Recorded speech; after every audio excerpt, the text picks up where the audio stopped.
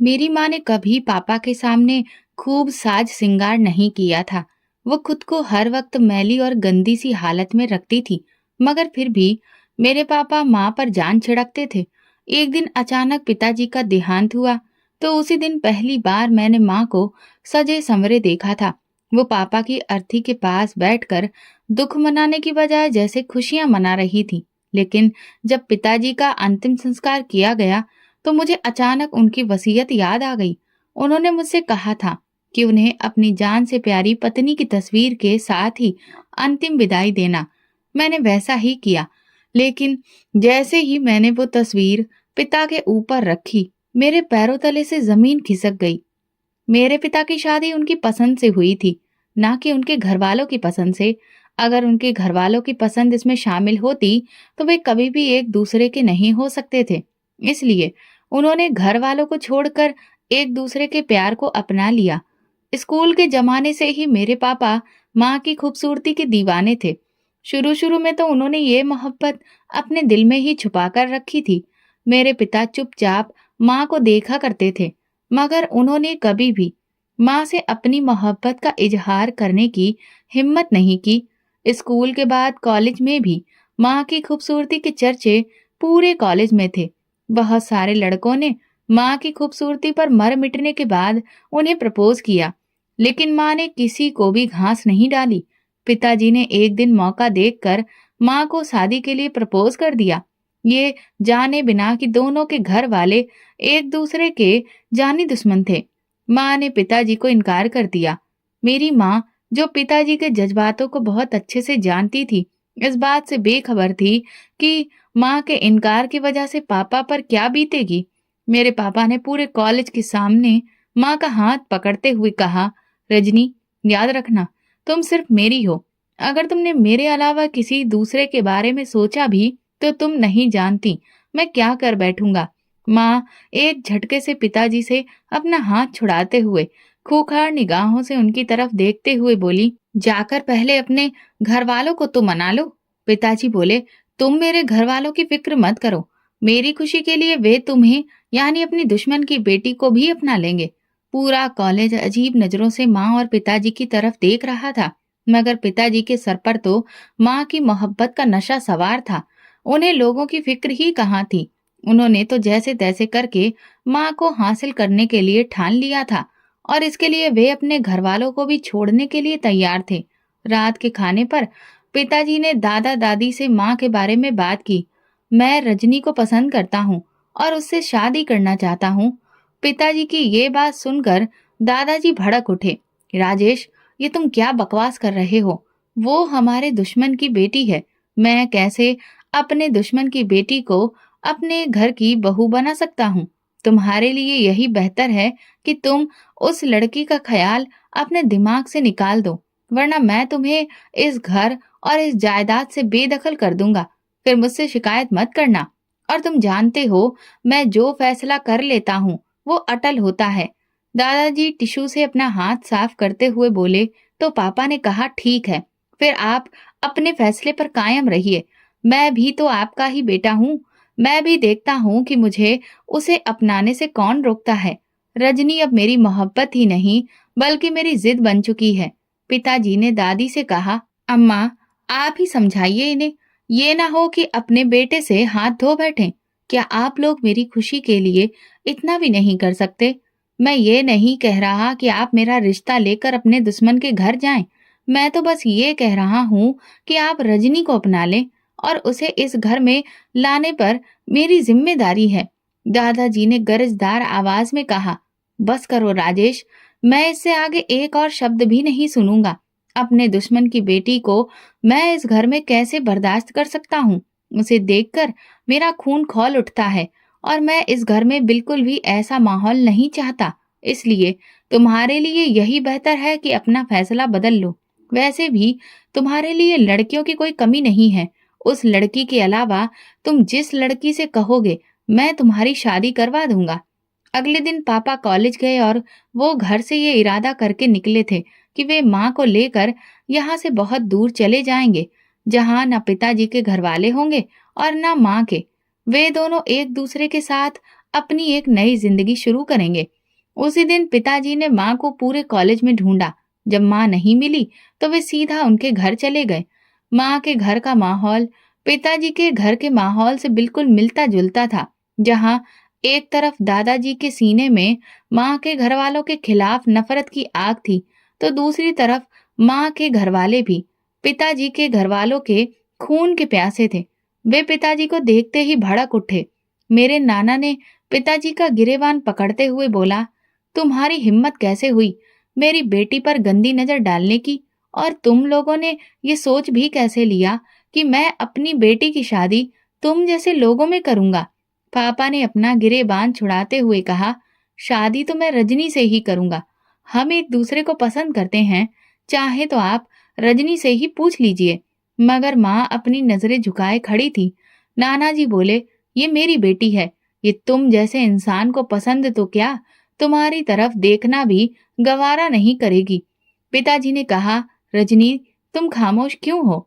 तुम अपने पिता को बताओ ना कि तुम भी मुझे पसंद करती हो और मुझसे शादी करना चाहती हो। मगर माँ चुप रही, क्योंकि वो अपने पिता से डरती थी कि कहीं गुस्से में आकर वे कुछ उल्टा सीधा ना कर बैठें। अगले दिन पापा कॉलेज में माँ का रास्ता रोक कर खड़े थे। वे बोले, रजनी आज तो मुझे तुम बता ही दो कि तुम मुझसे प्यार करती भी हो या नहीं। माँ गुस्से से बोली, राजेश मेरा रास्ता छोड़ो, मैं इस वक्त किसी भी तरह की बहस के मूड में नहीं हूँ। मेरी क्लास का समय हो रहा है, मुझे जाने दो। पिताजी माँ के पीछे पागल हुए पड़े थे, मगर माँ को तो कोई परवाह ही नहीं थी। जब भी पापा अपनी मोहब्बत के बदले माँ की राय मांगते तो वो बिना कुछ कहे रोने लग जाती थी। एक दिन पापा बोले, रजनी अगर तुम सच में मुझसे प्यार करती हो तो सब कुछ छोड़ छाड़ कर मेरे साथ चलो। और फिर एक रात माँ और पापा खामोशी से अपने घर वालों को बिना बताए उन्हें छोड़कर एक नई जिंदगी शुरू करने के लिए वहां से बहुत दूर चले गए, जहां उनका कोई भी जानने वाला नहीं था।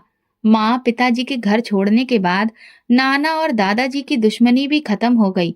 उन्होंने मिलकर माँ और पिताजी को बहुत ढूंढा, मगर वे नहीं मिले। वे जिस शहर में गए वो उनके लिए बिल्कुल नया था। हर तरफ अजनबी लोग थे। अदालत जाकर उन लोगों ने कोर्ट मैरिज की और रहने के लिए घर ढूंढने लगे, क्योंकि वे इस शहर में नए थे और किसी को जानते भी नहीं थे। इसलिए किराए का घर ढूंढने में बहुत मुश्किल आई। पिताजी ने एक छोटा सा घर किराए पर लिया।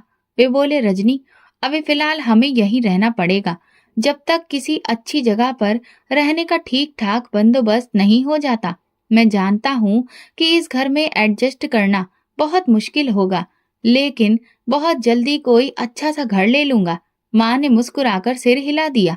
पिताजी बोले, अच्छा तो मैं बाहर जाता हूँ, तुम दरवाजे की कुंडी लगा लो, मैं खाने के लिए कुछ लेकर आता हूँ।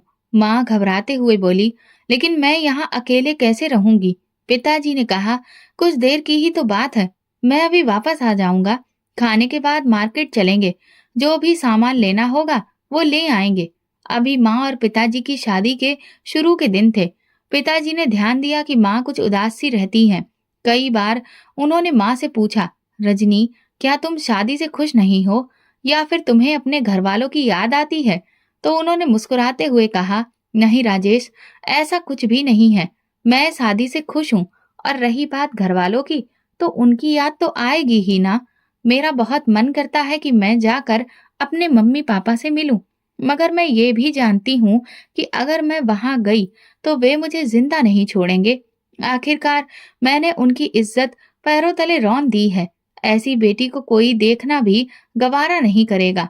पिताजी माँ को तसल्ली देते हुए बोले, तुम फिक्र मत करो, देखना बहुत जल्द हम सब इकट्ठे होंगे। ये दूरियां कुछ समय के लिए ही हैं, जब सब कुछ ठीक हो जाएगा तो हम वापस चले जाएंगे। माँ ने कहा, भगवान ऐसा ही करे।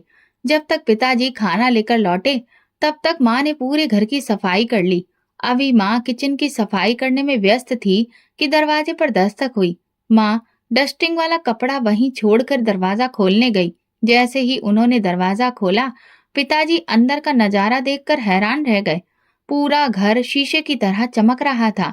माँ ने हर चीज को बहुत सलीके से रखा था। पिताजी बोले, अरे वाह रजनी, मैं तो तुम्हें घर संभालने के मामले में थोड़ा कच्चा समझता था, मगर तुम तो बहुत ही होशियार निकली।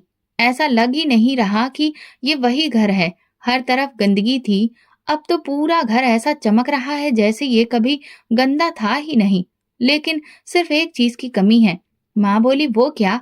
पिताजी माँ के चेहरे पर आए बालों की लटों को पीछे करते हुए बोले, अगर तुम भी नहा धोकर थोड़ा तैयार हो जाती तो क्या ही बात होती। माँ पिताजी के हाथ से खाना लेते हुए बोली, राजेश, अब मैं बहुत थक चुकी हूँ। मुझ में और हिम्मत नहीं है कि मैं कुछ और करूं, इसलिए खाना खाने के बाद मैं आराम करूंगी। वे किचन में जाकर खाना निकालने लगी तो पिताजी भी माँ के पीछे पीछे चल दिए और बोले, रजनी, तुम जाकर आराम करो। मैं खाना निकाल कर कमरे में लेकर आता हूँ। इसके बाद तुम आराम कर लेना। मुझे भी बाहर किसी जरूरी काम से जाना है और अब तुम्हें किसी भी काम को हाथ लगाने की जरूरत नहीं है। मैं शाम को आते हुए खाने के लिए कुछ लेकर आऊंगा, या फिर अगर तुम्हारा मूड हो तो फिर कहीं बाहर चलेंगे। देखो, तुम बहुत थक गई हो, थकान तुम्हारे चेहरे से साफ झलक रही है। पिताजी माँ को कंधे से पकड़ते हुए बोले, तुम कमरे में जाओ, मैं अभी खाना लेकर आता हूँ। पिताजी माँ पर जान छिड़कते थे, लेकिन ना जाने माँ को क्या परेशानी थी कि पिताजी के इतना खुश रखने के बावजूद भी वो खुश नजर नहीं आती थी। पिताजी ने अपने बैंक अकाउंट से सारे पैसे निकाले और उनसे एक छोटा सा कारोबार शुरू किया। साथ ही साथ उन्होंने उस छोटे से घर से निकलकर एक बड़ा और साफ सुथरा घर किराए पर लिया। माँ प्रेग्नेंट थी। उनका कहना था कि राजेश, मुझे यहाँ से कहीं ले चलो। इस छोटे से घर में मेरा दम घुटता है, मैं खुलकर सांस नहीं ले पाती। पिताजी जो माँ के मुंह से निकली हर बात पूरी करते थे, वो ये बात कैसे टाल सकते थे? और वो भी तब जब माँ उन्हें बाप बनने की खुशी दे रही थी। जब पिताजी को ये खबर मिली कि माँ उम्मीद से है, तो उन्होंने पूरे मोहल्ले में मिठाई बांटी। उनकी खुशी का कोई ठिकाना नहीं था। वे माँ का हाथ पकड़कर बोले, रजनी, तुम्हें पता है आज मैं कितना खुश हूँ। मुझे ऐसा लग रहा है कि मुझसे ज्यादा इस दुनिया में कोई और खुशकिस्मत नहीं है। बस अब तुम जल्दी से तैयार हो जाओ, हमें अभी डॉक्टर के पास चलना है। माँ बोली, लेकिन राजेश, इतनी जल्दी डॉक्टर के पास जाने की क्या जरूरत है? पता तो चल ही चुका है ना, तो फिर कल चलेंगे। पिताजी ने माँ का हाथ पकड़कर उन्हें खड़ा करते हुए कहा, रजनी, मैं तुम्हें इस मामले में बिल्कुल भी लापरवाही नहीं करने दूंगा। अब ये एक नहीं बल्कि दो दो जिंदगियों का मामला है। मैं इनमें से एक को भी नहीं खोना चाहता, इसलिए मैं कोई रिस्क नहीं लूंगा। तुम अभी उठो, चेंज करो, हम अभी डॉक्टर के पास जा रहे हैं। माँ तैयार होकर बाहर आई तो पिताजी सर से लेकर पैर तक उन्हें देखने लगे। रजनी यार, ये क्या? कम से कम बाहर जाते हुए तो अपना हुलिया ठीक कर लो। मैं तुमसे कितनी बार कह चुका हूँ कि थोड़ा बन सबर कर रहा करो। घर पर नहीं तो कम से कम बाहर जाते हुए तो अपनी हालत ठीक कर लिया करो। गली मोहल्ले के लोग तुम्हें देखकर क्या सोचेंगे कि तुम्हारे पति ने तुम्हें अच्छे से नहीं रखा हुआ है। माँ अपने ऊपर शॉल ओढ़ते हुए बोली, मुझे किसी की कोई परवाह नहीं। तुम कह रहे हो इसीलिए मैं चल रही हूँ, नहीं तो मेरा तो पहले ही जाने का मन नहीं था। पापा बोले, अच्छा ठीक है चलो। माँ के प्रेग्नेंट होने के बाद पापा ने उनका ज्यादा ध्यान रखना शुरू कर दिया। उनका ज्यादातर वक्त घर पर ही गुजरता। वे घर के किसी काम को भी माँ को हाथ तक न लगाने देते और उनके खाने पीने का खास ख्याल रखते। माँ को इन सब बातों से बहुत चिढ़ थी। वे झल्लाकर बोलती, राजेश, मैं इतनी भी लाचार नहीं हूँ कि तुम मुझे नीचे पाँव ही नहीं रखने देते हो। वे बोले, डॉक्टर ने क्या कहा था, तुम्हें याद है ना? डॉक्टर ने कहा था कि तुम्हें पूरी तरह से बेड रेस्ट करना है। वो माँ के सामने फल रखते हुए बोले, अच्छा, अब चुपचाप से ये सब खा लो। माँ मुंह दूसरी तरफ करते हुए बोली, राजेश, ये क्या जबरदस्ती है? मुझे नहीं खाया जाता इतना सारा।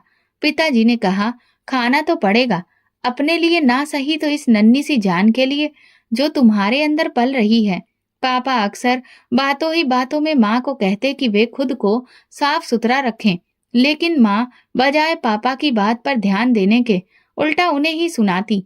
राजेश, अब तुम्हारा मुझसे मन भर गया है, इसीलिए तो तुम मुझ में कमियां निकालते रहते हो। पिताजी ने कहा, रजनी, ऐसी कोई बात नहीं है। तुम चाहे जिस हाल में भी हो मुझे अच्छी लगती हो। मैं तो बस ये कहता हूँ कि तुम अपने आप को गंदी हालत में मत रखा करो।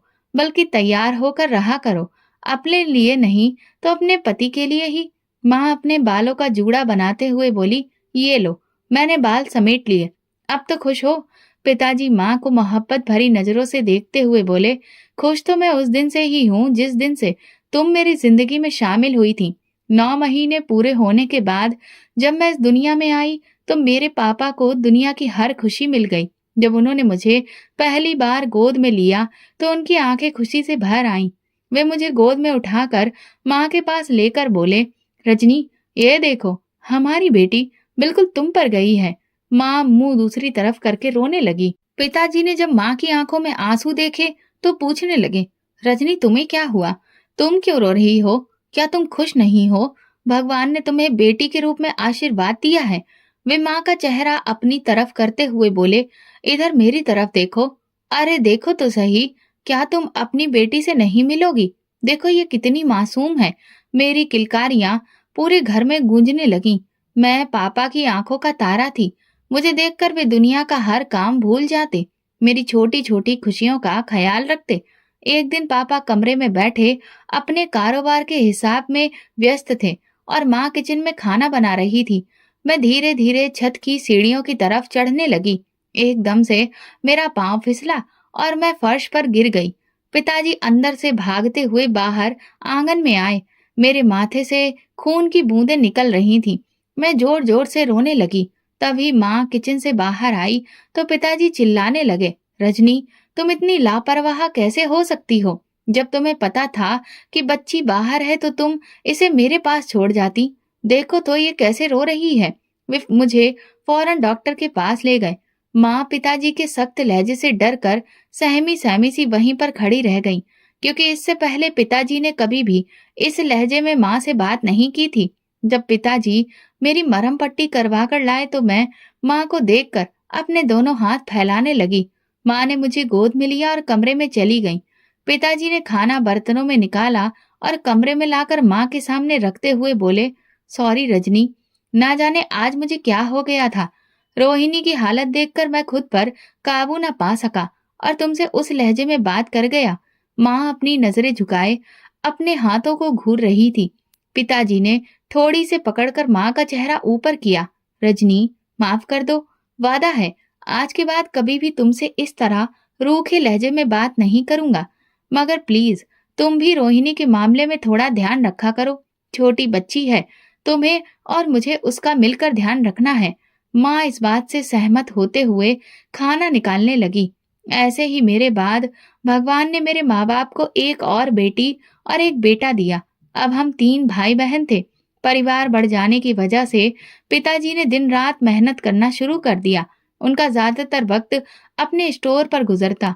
एक दिन अचानक मेरी आंख खुली तो देखा मम्मी पापा किसी बात पर बहस कर रहे थे। उसी दिन माँ का लहजा बदला बदला था, क्योंकि मैं अब बड़ी हो चुकी थी और बातों को समझने लगी थी, तो मुझे माँ की लड़ाई कुछ कुछ समझ आने लगी थी। पिताजी माँ को प्यार से समझाने की कोशिश कर रहे थे, रजनी, ये सब छोड़ दो, यही तुम्हारे और मेरे बच्चों के लिए सही है। मैं 8वीं क्लास की पढ़ाई कर रही थी जब स्कूल में पेरेंट्स टीचर मीटिंग हुई। मैंने अपने पापा और मम्मी दोनों से कहा कि वे मेरे साथ चलें। पापा प्यार से मेरे सिर पर थपकी देते हुए बोले, रोहिणी बेटा, मुझे तो स्टोर पर बहुत काम है, अगली बार मैं जरूर चलूंगा। तुम ऐसा करो कि अपनी माँ को साथ ले जाओ।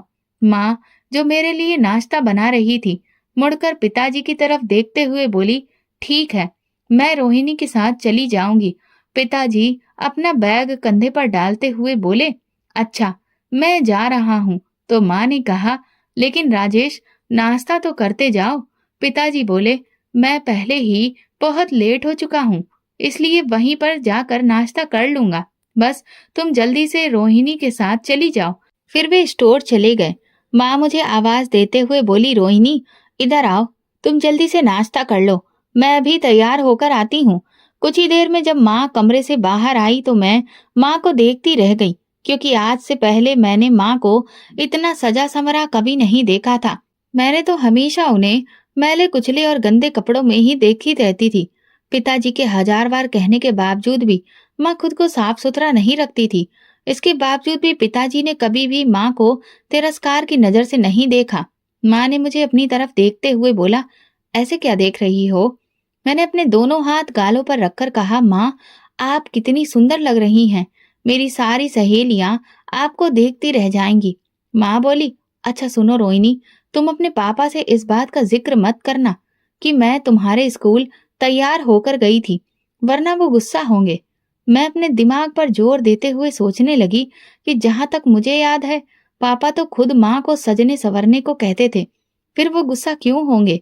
माँ मेरा हाथ पकड़ते हुए बोली, चलो जल्दी चलो, ताकि तुम्हारे पापा के आने से पहले हम घर वापस आ जाएं।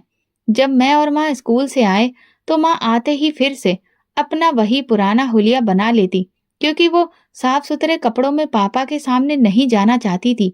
एक दिन पापा स्टोर से आते हुए माँ के लिए मार्केट से 2 खूबसूरत साड़ियां लेकर आए। उन्हें देखकर माँ खुश होने के बजाय बोली, राजेश, इस सब की क्या जरूरत थी? मेरे पास पहले ही काफी सारी साड़ियां हैं, कुछ तो मैंने अभी पहन कर भी नहीं देखी हैं। पापा माँ का हाथ पकड़कर उन्हें अपने पास बिठाकर बोले, रजनी, मैं चाहता हूँ कि तुम हर रोज नई साड़ी पहनो, खुद को खूब सजाओ संवारो। मैं स्टोर से थक कर आता हूँ, मगर जब तुम्हारा ऐसा हाल देखता हूँ तो मुझे अच्छा नहीं लगता। अभी ये कपड़े लेकर आया हूँ, इनमें से कुछ अच्छा सा पहनकर तैयार हो जाओ। हम सब लोग बाहर खाना खाने जाएंगे। बाहर जाने का नाम सुनकर हम तीनों भाई बहन खुश हो गए, क्योंकि पापा के पास इतना वक्त कहाँ होता था कि वो हमें बाहर घुमाने ले जाएं, और माँ को घर के कामों से फुर्सत नहीं मिलती थी। माँ उन दोनों साड़ियों को एक तरफ रखते हुए बोली, राजेश, तुम बच्चों को ले जाओ, मेरा मन नहीं कर रहा। पिताजी ने कहा, रजनी, तुम्हें हो क्या गया है? हर बात पर इनकार करती हो। माँ झल्लाकर बोली, राजेश प्लीज, मुझे परेशान मत करो। सारा दिन मैं काम में लगी रहती हूँ। इस वक्त थकावट के मारे मेरा शरीर चूर चूर है। तुम्हें जाना है तो जाओ, मैं आराम करने जा रही हूँ। माँ अपने कमरे में चली गई। चलो बच्चों, तुम लोग भी जाकर सो जाओ, फिर कभी चलेंगे। मैंने कहा, पापा, हमें आज ही जाना है, हमें आइसक्रीम खानी है। माँ नहीं जा रही है तो ना जाए, लेकिन आप हमें लेकर चलो। पापा बोले, रोहिणी, जिद नहीं करते, तुम्हारी माँ की तबीयत ठीक नहीं है। अगर उनकी तबीयत सही होती तो हम सब मिलकर जाते। अच्छी बच्ची बनो, जिद मत करो और जाकर सो जाओ। हम तीनों भाई बहन मुंह फुलाए हुए अपने कमरे में चले गए, क्योंकि पापा ने वादा किया था कि वो आने वाले कुछ दिनों में हमें बाहर घुमाने ले जाएंगे। लेकिन इसके बाद पापा स्टोर पर जाते और हमारे सोने के बाद ही घर लौटते। पापा के साथ साथ हमारी जिंदगी भी बहुत व्यस्त हो चुकी थी। घर से स्कूल, स्कूल से ट्यूशन, सारा दिन ऐसे ही गुजर जाता। रविवार वाले दिन पापा दोपहर को घर आए तो उनकी तबीयत कुछ ठीक नहीं लग रही थी। आते ही वो बोले, रजनी, मुझे चाय बना दो, मेरे सिर में बहुत दर्द है। ऐसा लग रहा है जैसे दर्द के मारे दिमाग की नसें फट जाएंगी। माँ बोली, आप कमरे में चलो, मैं बस चाय बनाकर लाती हूँ। चाय पीने के बाद भी पिताजी के सिर का दर्द बढ़ता ही गया, और इतना बढ़ गया कि बर्दाश्त से बाहर हो गया। वो दोनों हाथों से अपना सिर दबाते हुए बोले, रजनी, मुझे अस्पताल ले चलो, वरना मेरा सिर दर्द से फट जाएगा। माँ ने जल्दी से अलमारी से एक बड़ी सी शॉल निकाली और अपने ऊपर डालते हुए बोली, रोहिणी, तुम अपने भाई बहनों का ध्यान रखना और अंदर से दरवाजा बंद कर लो। जब तक हम ना आए दरवाजा मत खोलना। पापा को ऐसी हालत में देखकर मैं रोने लगी और रोते हुए बोली, माँ, आप पापा को लेकर जल्दी आ जाना। वहां पहुंचते ही अस्पताल वालों ने पापा के कुछ टेस्ट किए। डॉक्टर ने दवा दी, लेकिन खाने के बाद भी पापा को कुछ फर्क ही नहीं पड़ा। डॉक्टर ने माँ से कहा कि हमें आपके पति के अब कुछ और टेस्ट भी करने हैं। माँ ने कहा, डॉक्टर साहब, हम अभी टेस्ट करवा लेते हैं। फिर वो पापा को लेबोरेटरी ले गए, लेकिन वहां पहुंचकर माँ पता नहीं कहाँ चली गई। पापा काफी देर वहां बैठे रहे और माँ के वापस आने का इंतजार करते रहे। काफी देर बाद जब माँ वापस लेबोरेटरी रूम में आई तो पापा की जान में जान आई। पापा अपनी तकलीफ भूलकर बोले, रजनी, क्या हुआ? तुम इतनी तेज हाँफ क्यों रही हो? माँ अपना चेहरा साफ करते हुए बोली, कुछ नहीं, वहां चाय पीने गई थी, लोगों की भीड़ थी, बहुत मुश्किल से मैं वहां से निकल पाई। तुम बताओ, डॉक्टर ने ब्लड सैंपल लिया कि नहीं? पापा बोले, बस अभी कुछ ही देर में टेस्ट की रिपोर्ट्स मिल जाएंगी, उसके बाद घर चलेंगे। बच्चे इंतजार कर रहे होंगे। मुझे लगता है कि मेरा सिर अब पहले से बेहतर है। पापा को तो ये बहुत मामूली सा लग रहा था, लेकिन टेस्ट की रिपोर्ट आने के बाद जो सामने आया उसने माँ और पापा को हिलाकर रख दिया। डॉक्टर ने जो बताया उसे वे लोग स्वीकार नहीं कर पा रहे थे। डॉक्टर बोले, राजेश जी, आपको बहुत सब्र और हिम्मत से काम लेना होगा। ऐसा बिल्कुल नहीं है कि इस बीमारी का कोई इलाज नहीं है। ये बीमारी ठीक हो सकती है। क्या आप मुझे बता सकते हैं कि इससे पहले भी आपके सिर में दर्द रहता था या नहीं? पिताजी बोले, जी हाँ डॉक्टर साहब, इससे पहले भी कई बार ऐसा दर्द हुआ है, लेकिन काफी तेज होने के बाद ये बंद भी हो जाता था। तो मैंने सोचा कि शायद काम का बहुत ज्यादा बोझ होने की वजह से मेरे साथ ऐसा हो रहा है। डॉक्टर बोले, अगर आपने सही वक्त पर चेकअप कराया होता तो आज नौबत यहाँ तक नहीं आती। आपका ब्रेन ट्यूमर आखिरी स्टेज में है, लेकिन फिर भी हम अपनी पूरी कोशिश करेंगे। जब माँ पिताजी को अस्पताल से घर लाई तो कंधे पर हाथ रखते हुए बोली, राजेश, घर आ गया है। पापा एकदम से चौंके। घर आते ही पापा ने हम तीनों भाई बहनों को अपने सीने से लगाया और हिचकियों से रोने लगे। मैं पिताजी का चेहरा अपने हाथों में लिए उनके आंसू साफ करते हुए बोली, पापा, आप ठीक तो हैं? रो क्यों रहे हैं? पापा ने आंसुओं के बीच बोलते हुए कहा, बस ऐसे ही, तुम लोगों के बिना मैं नहीं रह सकता। मैंने कहा, पापा, हम भी तो आपके बिना नहीं रह सकते। आपको पता है, जब आप रात को स्टोर से को आते हैं तो हमारी नजरें आपके इंतजार में दरवाजे पर लगी रहती हैं। पापा बोले, मेरे बच्चे, मैं भी तुम लोगों के बिना नहीं रह सकता, लेकिन मुझे लगता है कि मेरे पास बहुत कम वक्त है। मैंने कहा, पापा, आप ऐसा मत कहिए। जब मुझे पता चला कि पापा को ब्रेन ट्यूमर है तो मैं बहुत रोई। भगवान से रो रो कर अपने पिता को ठीक करने की दुआएं करने लगी, लेकिन शायद मेरी दुआओं में इतना असर नहीं था। इसलिए एक रात मेरे पिता खामोशी से इस दुनिया को छोड़ गए। वो रात हमारे लिए जैसे कयामत की रात थी। मैं पिताजी के चेहरे को बार बार छू कर कहती, पापा, उठो ना। आपने तो कहा था कि आप हमें छोड़कर नहीं जाएंगे, तो फिर आप इस तरह से हमें छोड़कर क्यों चले गए? हम अब कैसे जिएंगे आपके बिना? हमारे घर में मातम पसरा हुआ था। हम तीनों भाई बहनों का रो रो कर बुरा हाल था। उस वक्त हमें माँ की तसल्ली की जरूरत थी, लेकिन माँ कहीं भी हमारे आस पास नहीं थी। वो पापा के पास बैठी थी, लेकिन हमारी आंखें उन्हें ढूंढ रही थी, मानो वो इस भीड़ में कहीं खो गई हो। जब मैं इधर उधर देख रही थी, अचानक मेरी नजर माँ पर पड़ी तो जैसे मेरे सिर पर आसमान टूट पड़ा। मुझे माँ से इस हरकत की बिल्कुल भी उम्मीद नहीं थी। वजह यह थी कि पापा की मौत पर जहां हर किसी की आंखें नम थीं, वहीं माँ पूरी तरह से सजी धजी किसी सजावटी सामान की तरह पापा की अर्थी के पास बैठी थी, मानो कोई उत्सव हो रहा हो। मैं क्रोधित हो उठी। जब तक पापा जिंदा थे, उनके बार बार कहने पर भी माँ ने कभी खुद को सजाया संवारा नहीं, और आज जब वो विधवा हो गईं, उन्हें दुखी होने के बजाय सज धज कर लोगों के सामने बैठना ठीक लगा। गली मोहल्ले की औरतें माँ की इस हरकत पर बहुत हैरान थीं। वे कह रही थीं, जिस औरत का पति उसे छोड़कर चला गया, वो ऐसे सजी धजी उसकी अर्थी के पास कैसे बैठ सकती है? लोग तरह तरह की बातें करने लगे। कोई कहता कि औरत चरित्रहीन है, तो कोई कहता बाप तो चला गया, इन बेचारे बच्चों का क्या होगा? उनकी बातें सुनकर मुझे बहुत तकलीफ हुई। दिल चाहा कि जमीन फट जाए और मैं उसमें समा जाऊं। मैं तुरंत माँ के पास गई और उनके कान में धीरे से कहा, माँ, ये क्या हरकत है आपकी? आपकी वजह से लोग तरह तरह की बातें कर रहे हैं। माँ आग बबूला होकर बोली, मुझे लोगों की कोई परवाह नहीं। लोगों की तो आदत है बातें बनाना। क्या मैं लोगों की वजह से जीना छोड़ दूं? मैंने नम आंखों से माँ की तरफ देखा और कहा, क्या आपको पापा की मौत का जरा भी दुख नहीं है? आखिर वो आपसे कितना प्यार करते थे, आप पर जान छिड़कते थे।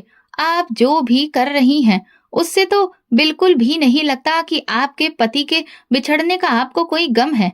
इस मौके पर ऐसी हरकतें क्यों? माँ साड़ी का पल्लू ठीक करते हुए बोली, मेरी भलाई से, और तुम इधर से उठो, जाकर अपने पिता की अर्थी के पास बैठो। उनका आखिरी वक्त है, उनके पास समय बिताओ। जब पापा को घर से ले जाया जाने लगा तो मैंने उनके हाथों को पकड़कर रोते हुए कहा, पापा, एक बार उठ जाइए, मत जाइए। मैं तो आपकी लाडली बेटी हूँ। आप अपनी लाडली को छोड़कर कैसे जा सकते हैं? वो आपके बिना कैसे जिएगी? जब उनकी अर्थी को उठाया गया तो ऐसा लगा जैसे मेरी दुनिया ही खत्म हो गई हो। मैं रोती रही लेकिन पापा नहीं उठे। मुझे याद आने लगा कि पापा तो कभी मेरी आंखों में आंसू भी नहीं देख सकते थे, और आज उनकी बेटी उनकी जुदाई में हजारों आंसू बहा चुकी थी। माँ ने मुझे अपने पास रगाते हुए कहा, रोहिणी, हिम्मत रखो, जाने वाले को कौन रोक सकता है। मगर मेरे आंसू रुक ही नहीं रहे थे। उस दिन मुझे लग रहा था कि जैसे मैं भी मरकर पापा के साथ ही चली जाऊं। जब उन्हें अंतिम संस्कार के लिए ले जाया गया तभी मुझे अचानक पापा की वसीयत याद आई। उन्होंने कहा था कि उन्हें अपनी जान से प्यारी पत्नी की तस्वीर के साथ अंतिम विदाई दी जाए। मैंने वैसा ही किया। मैंने चुपके से बहुत गोपनीय तरीके से माँ की तस्वीर अपने भाई को दी और कहा कि किसी भी तरह इसे छिपाकर पिताजी की अर्थी पर रख देना, क्योंकि मैं सच्चाई जानना चाहती थी। आखिर पापा की इस बात का क्या मतलब था? माँ की तस्वीर को अपने साथ वो क्यों ले जाना चाहते थे? मुझे पता था कि पापा माँ को बहुत चाहते थे। माँ अब भी वैसे ही तैयार होकर बैठी थी और लोग हैरान थे।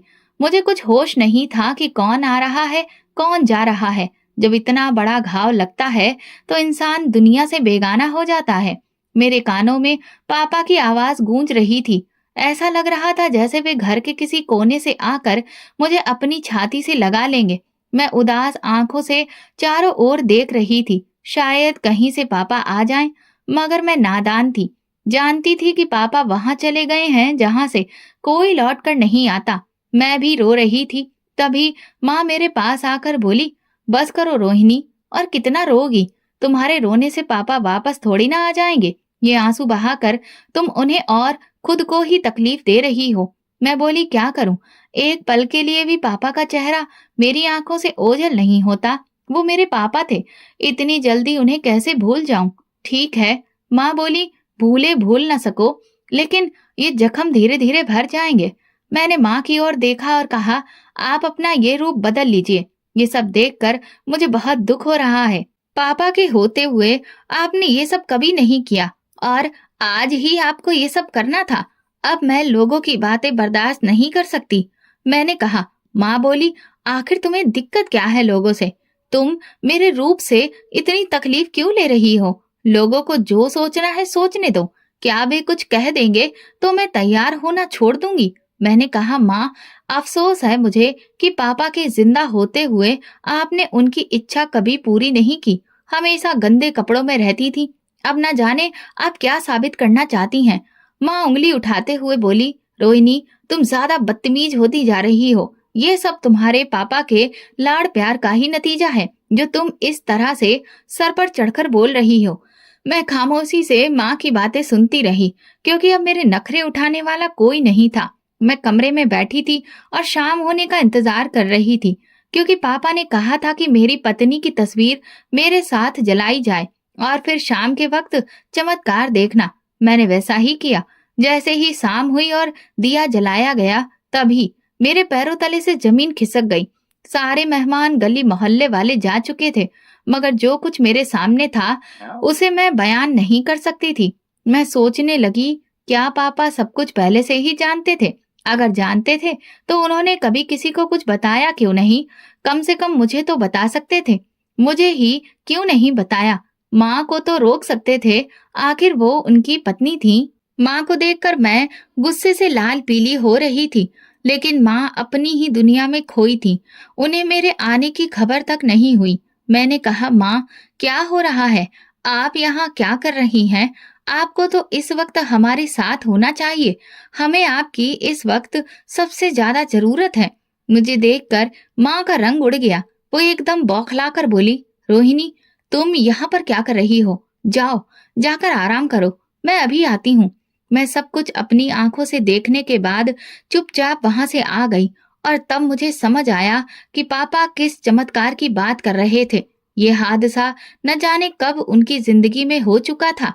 शायद वो बहुत पहले से ही माँ की इस हरकत को जान चुके थे और यकीनन यही हादसा पिताजी की मौत का कारण बना। माँ से मुझे ये उम्मीद हरगिज नहीं थी। मेरी छोटी बहन और मेरा भाई दोनों मेरे दाएं बाएं बैठे थे। वे बोले, दीदी हमें पापा की बहुत याद आ रही है, पापा कब आएंगे? वे इतने मासूम थे कि उन्हें खबर ही नहीं थी कि वो जिसका इंतजार कर रहे हैं वो कभी लौट कर नहीं आएंगे। रात काफी गहरी हो चुकी थी। मैं उन दोनों को सुलाने के बाद खिड़की से बाहर का मंजर देख रही थी कि अचानक मुझे अंधेरे से डर लगने लगा। मैं जल्दी से खिड़की बंद कर तुरंत बेड पर सिमट कर बैठ गई। इससे पहले मुझे कभी भी डर महसूस नहीं हुआ था। शायद इसलिए क्योंकि मैं जानती थी कि मेरे पापा हैं जो हर खतरे से मुकाबला करके मुझे बचा लेंगे। इतने में दरवाजे पर दस्तक हुई तो मैं डर के मारे थर-थर कांपने लगी। दूसरी बार दस्तक देने पर मैंने धीरे धीरे कदम बढ़ाकर दरवाजा खोला तो सामने माँ खड़ी थी। मैं एकदम माँ के सीने से जा लगी। माँ, मुझे बहुत डर लग रहा है। मुझे खुद से अलग करते हुए माँ बोली, रोहिणी क्या हुआ है?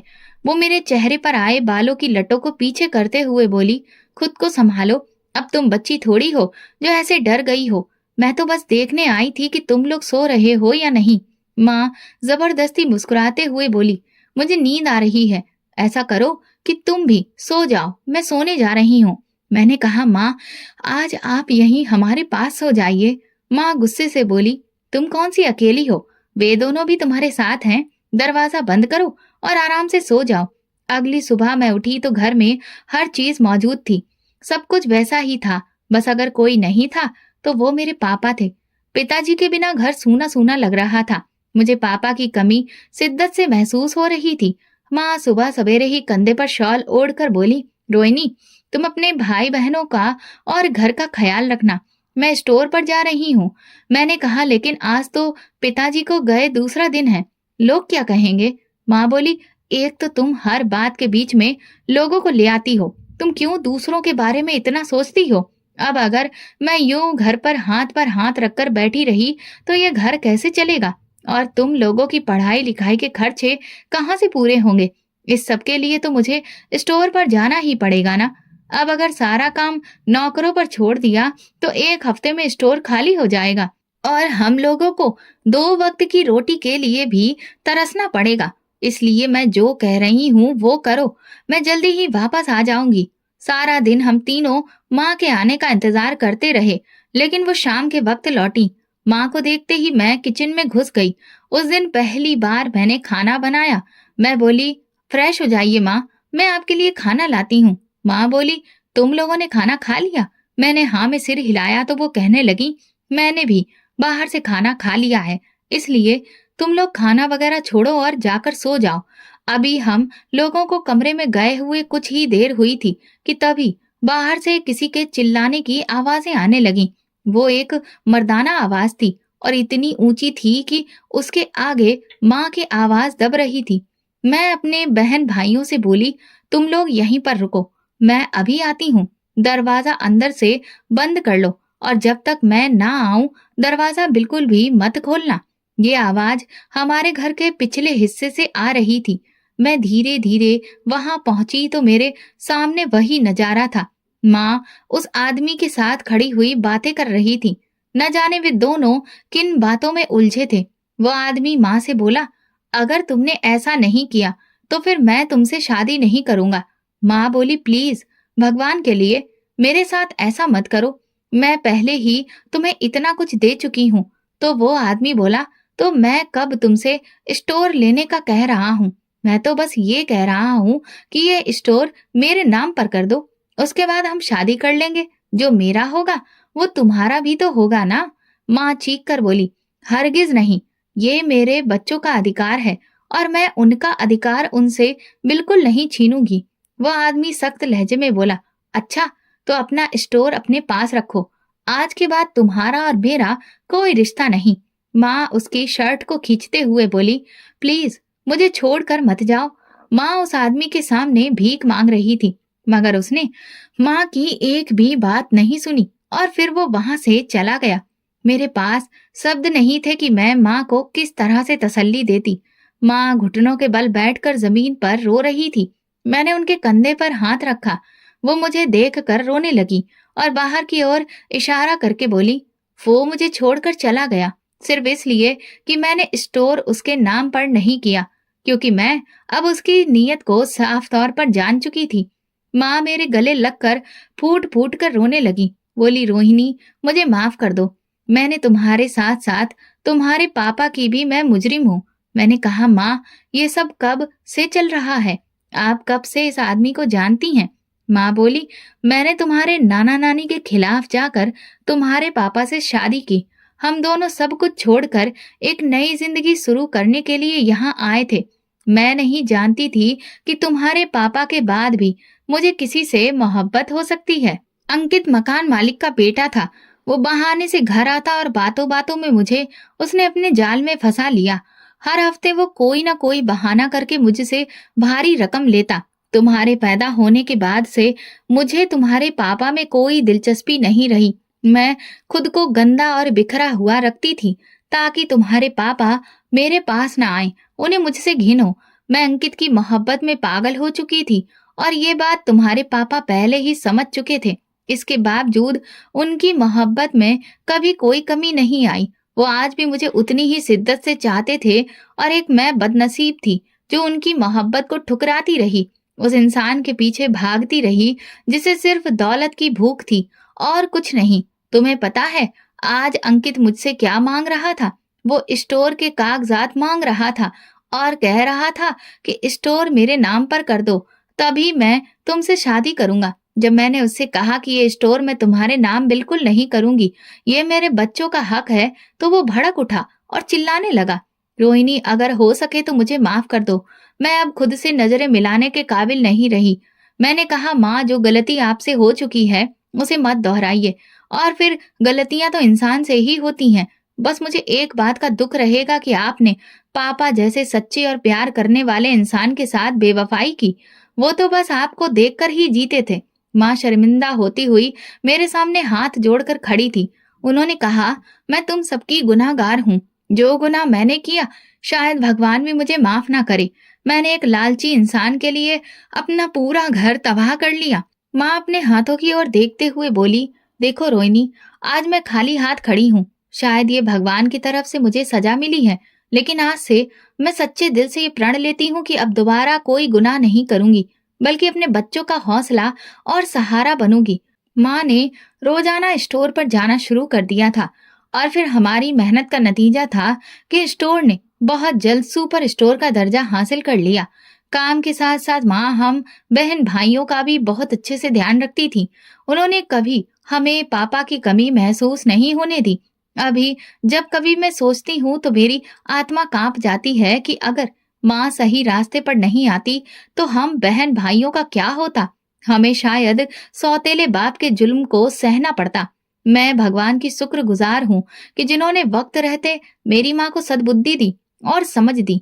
आज हम लोग एक खुशहाल और निश्चिंत जिंदगी जी रहे हैं। बेशक हमारे बीच आज पापा मौजूद नहीं है, लेकिन अब मुझे इस बात की तसल्ली है कि कम से कम माँ को ये एहसास तो हुआ है कि उन्होंने पापा के प्यार को ठुकरा कर बहुत बड़ी गलती की थी। अब वो पापा के प्यार की कदर समझती हैं। शायद यही सब देखकर मेरे पापा की आत्मा को शांति मिल गई हो। दोस्तों, अगर आपको हमारी कहानी पसंद आई हो तो कमेंट करके जरूर बताएं। वीडियो को लाइक करें और ज्यादा से ज्यादा शेयर करें। अगर आप चैनल पर नए हैं तो सब्सक्राइब जरूर करें और नोटिफिकेशन बेल को दबा दें ताकि अगली अपडेट सबसे पहले आपको मिले। धन्यवाद।